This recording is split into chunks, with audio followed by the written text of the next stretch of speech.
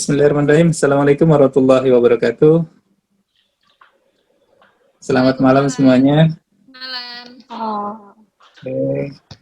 Yang pertama itu kita mengucap syukur dulu. Alhamdulillah, ya Tuhan masih memberikan kita umur panjang, nikmat sehat, nikmat kesempatan untuk bertemu kembali, dan semoga semuanya terus ditambah nikmatnya karena banyak-banyak bersyukur, ya.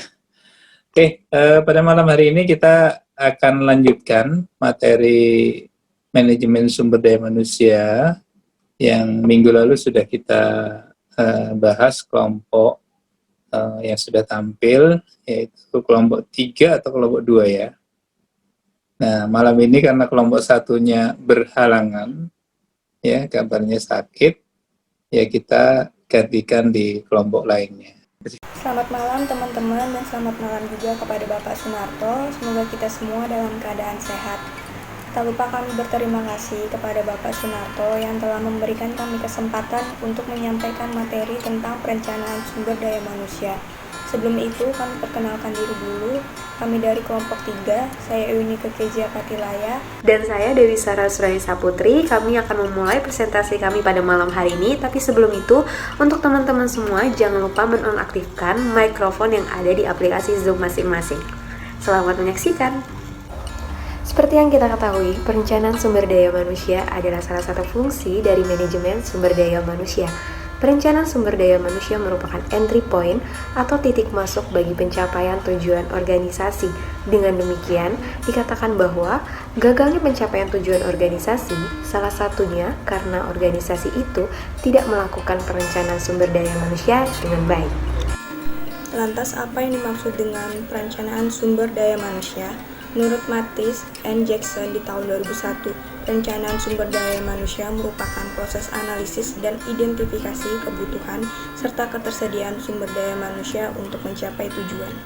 Dari definisi tersebut dapat disimpulkan bahwa perencanaan sumber daya manusia merupakan perencanaan yang sistematis untuk meramalkan kebutuhan pegawai dan ketersediaannya pada masa yang akan datang, baik jumlah, jenis, maupun kualitasnya, untuk mencapai tujuan strategis organisasi melalui fungsi-fungsi sumber daya manusia.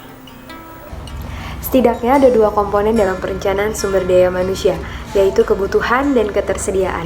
Kebutuhan adalah menentukan jumlah, keahlian, dan lokasi karyawan yang akan dibutuhkan di masa mendatang dalam kaitannya dengan upaya pencapaian tujuan organisasi. Dan ketersediaan adalah menentukan apakah perusahaan akan aman terhadap karyawan dengan keahlian yang dibutuhkan dan menentukan dari mana sumbernya. Selanjutnya kita akan membahas tentang aspek pokok perencanaan sumber daya manusia. Yang pertama, sistematis dan merupakan proses yang disadari serta perencanaan. Yang kedua, proses terus-menerus karena tujuan organisasi dan lingkungan akan selalu berubah. Yang ketiga, tujuan jangka pendek dan jangka panjang dengan penekanan pada rencana jangka panjang. Yang keempat, berhubungan dekat dengan proses perencanaan lingkungan atau perusahaan karena menentukan kebijakan dan prioritas. Yang kelima, tingkat sumber daya manusia atau kualitas dan kuantitasnya akan tergantung pada kemampuan. Yang keenam, sumber daya manusia harus memenuhi persyaratan demi keefektifan organisasi. Ada 3 tujuan perencanaan sumber daya manusia. Yang pertama, untuk memajukan ketersediaan sumber daya manusia, baik jumlah maupun kualitasnya saat ini dan di masa yang akan datang. Yang kedua, untuk meningkatkan pendayagunaan sumber daya manusia. Dan yang ketiga, untuk meningkatkan kapasitas sumber daya manusia dan memberikan kepuasan kerja. Berikutnya ada 7 manfaat dari perencanaan sumber daya manusia. Yang pertama, dapat mengintegrasikan kegiatan manajemen sumber daya manusia dengan tujuan organisasi. Yang kedua, dapat menghindari terjadinya tumpang tindih dalam pelaksanaan tugas. Yang ketiga, memudahkan koordinasi, integrasi, dan sinkronisasi. Yang keempat, menghindari kekurangan dan kelebihan karyawan. Yang kelima, menjadi pedoman dalam melaksanakan mutasi. Yang keenam, menjadi dasar dalam melakukan penilaian kerja. Yang ketujuh, menetapkan program penarikan, pengembangan, kompensasi, pemeliharaan, dan pemberhentian karyawan. Ada beberapa pihak yang memiliki kepentingan terhadap perencanaan sumber daya manusia, yaitu pihak individu. Bagi pihak individu, perencanaan sumber daya manusia memiliki kepentingan untuk peningkatan dan pengembangan individu. Lalu, ada pihak organisasi.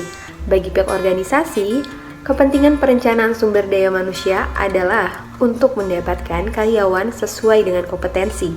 Dan yang terakhir, ada kepentingan nasional. Perencanaan sumber daya manusia memiliki kepentingan untuk meningkatkan produktivitas nasional, mendapatkan tenaga kerja yang handal untuk mendukung program pemerintah. Selanjutnya ada 3 hal yang harus diperhitungkan dalam perencanaan sumber daya manusia. Yang pertama, hal yang berkaitan dengan tantangan eksternal, antara lain meliputi kondisi politik, sosial, ekonomi, budaya, teknologi, dan persaingan. Yang kedua, ada hal yang berkaitan dengan tantangan internal, antara lain meliputi rencana strategi anggaran, estimasi produksi, ramalan penjualan, dan struktur organisasi beserta tugas pekerjaan. Yang ketiga, hal yang berkaitan dengan situasi internal ketenagakerjaan, antara lain meliputi situasi internal ketenaga kerjaan dalam setiap organisasi selalu dinamis akibat dari pengunduran diri, PHK, meninggal dunia, rotasi, dan pensiun. Faktor-faktor yang menentukan jumlah, karakteristik, dan kemampuan sumber daya manusia, yaitu perubahan visi, misi, dan tujuan yang hendak dicapai. Lalu ada perubahan strategi pada tingkat organisasi, terus ada tingkat persaingan dalam industri yang semakin ketat, lalu ada perubahan secara makro. Dalam hal ini, perubahan ekonomi, sosial, politik, dan teknologi itu dapat mempengaruhi. Lalu ada perubahan struktur dan kapasitas organisasi, dan yang terakhir ada perubahan pada tingkat angkatan kerja. Dan ini adalah faktor-faktor yang dapat menentukan jumlah, karakteristik, dan kemampuan sumber daya manusia. Yang selanjutnya ada proses perencanaan sumber daya manusia. Yang pertama, meramalkan kebutuhan sumber daya manusia yang akan datang. Dasar untuk meramalkan kebutuhan sumber daya manusia yaitu permintaan terhadap suatu barang ataupun jasa yang dihasilkan oleh organisasi. Ramalan kebutuhan sumber daya manusia ditentukan oleh kegiatan produksi. Kegiatan produksi ditentukan oleh permintaan barang ataupun jasa. Dengan demikian dapat disimpulkan bahwa permintaan barang ataupun jasa berbanding lurus dengan permintaan tenaga kerja untuk mengetahui sumber daya manusia yang dibutuhkan. Departemen Sumber Daya Manusia perlu melihat secara konkret kondisi perusahaan pada saat itu, serta perencanaan dari setiap unit kegiatan yang ada di perusahaan, seperti perencanaan keuangan dan pemasaran. Yang kedua, ada proyeksi persediaan sumber daya manusia yang akan datang. Proyeksi persediaan hanya berhubungan dengan persediaan internal sumber daya manusia. Perkiraan tentang jumlah dan kualitas sumber daya manusia diharapkan harus sesuai dengan kebutuhan masa yang akan datang, sehingga harus juga mencermati sumber daya manusia yang ada dan pola gerakan sumber daya manusia sepanjang waktu yang bersifat dinamis karena adanya promosi, pemindahan, dan pemberhentian. Proses perencanaan sumber daya manusia yang ketiga yaitu membandingkan kebutuhan yang diramalkan dengan persediaan. Proses ini bertujuan untuk menentukan kebutuhan karyawan neto. Artinya, karyawan yang memang sungguh-sungguh dibutuhkan pada tiap jabatan dalam perusahaan atau untuk perusahaan secara keseluruhan.